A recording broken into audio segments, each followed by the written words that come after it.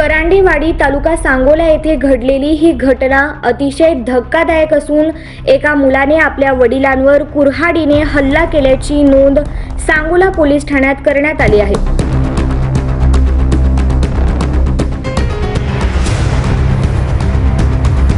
कुटुंबातील वादातून हा प्रकार घडल्याचे समोर आले असून वडील गणपती गळवे यांनी स्वतःच्या मुलाविरुद्ध पोलिसात तक्रार दाखल केली आहे। घटना करांडेवाडी तालुका सांगोला येथे घडली आहे। मुलाने वडिलांवर कुऱ्हाडीने हल्ला केल्याचा प्रकार समोर आला आहे। वडील गणपती भोजलिंग गळवे वय 52 यांनी पोलिसात तक्रार दाखल केली आहे। गणपती गळवे हे आपल्या पत्नीशी मोठा मुलगा नवनाथ याच्या वागणुकीबाबत चर्चा करत होते। ही चर्चा ऐकून नवनाथने रागाने वडिलांना शिवीगाळ व धमकी दिली।